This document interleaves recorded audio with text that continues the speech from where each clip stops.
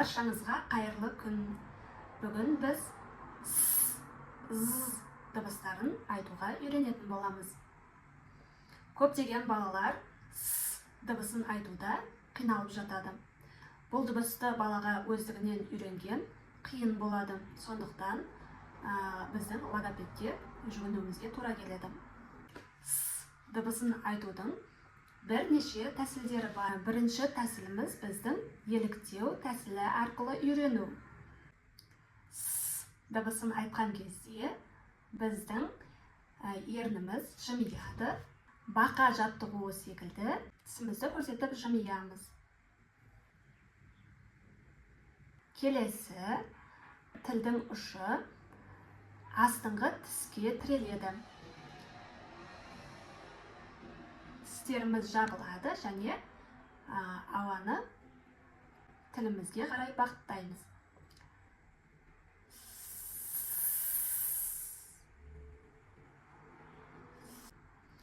Егер бала с дыбысын өздігінен айта алмайтын болса, онда біз оған көмектесеміз. Бірінші, балаға ашулы мысық артикуляциялық жаттығуын үйретеміз.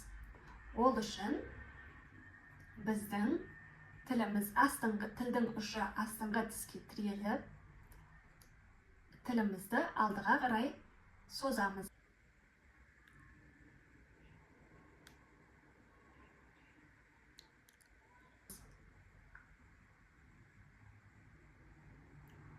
Ауаны үрлейміз және тілімізді біртіндеп артқа қарай тартатын боламыз.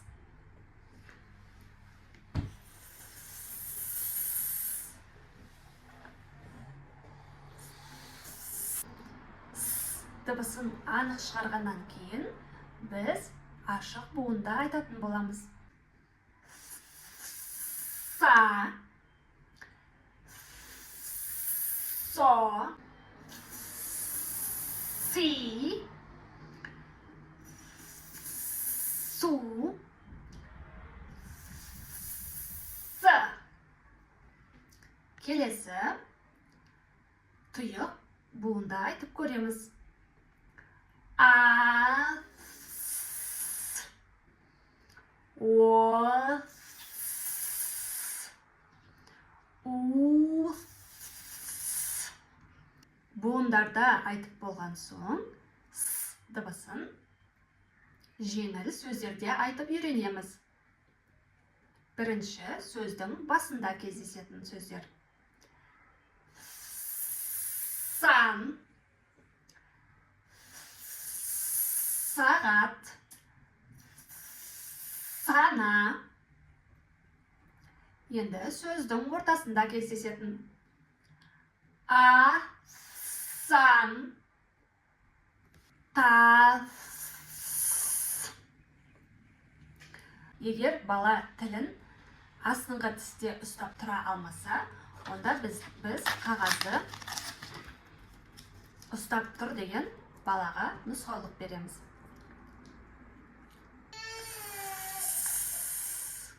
Егер бала сонда да тілін дұрыс қоя алмаса, онда біз оған механикалық жолмен көмектесетін боламыз.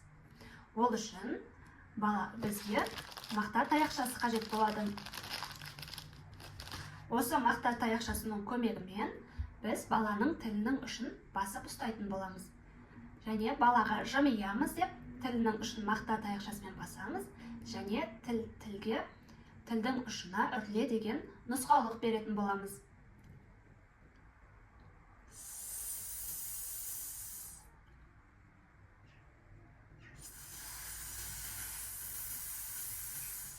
Немесе чупа-чупстың таяқшасымен тілінің ұшын басып ұстасақ болады. Бала с дыбысын анық айтып үйренгеннен кейін, біз оны ашық буында айтқызамыз. Са, со, су, си. Кейін тұйық буында айтқызамыз.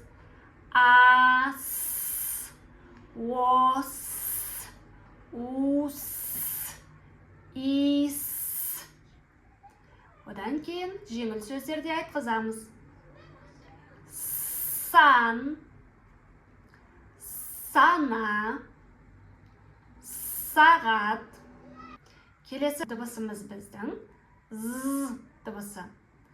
З дыбысының артикуляциясы дәл с дыбысының артикуляциясына ұқсайды. Тек қана бұл жерде тамақтан дыбыс қосатын боламыз. Балаға алдымен с деп ұзақ айтуын сұраймыз. Және де с дыбысын айтып жатқан кезде біз оған тамақтан дыбыс қос деп нұсқаулық береміз.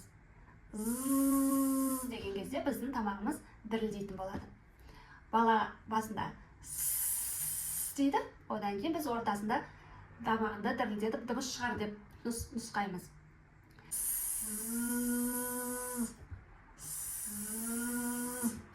Және з дыбысын қойғаннан кейін біз оны буында машықтандыратын боламыз. Бірінші ашық буында. За, зо, зу, зи. Кейін тұйық буында. Az, oz, uz, iz. Кейін жеңіл сөздерде машықтандыратын боламыз. Зебра, қаз, қоз, пазл. Ары қарай сөйлемде машықтандыратын боламыз. Егер менің видеоларым сізге пайдалы болса, тіркеліп, лайк басып, комментарий қалдырыңыз.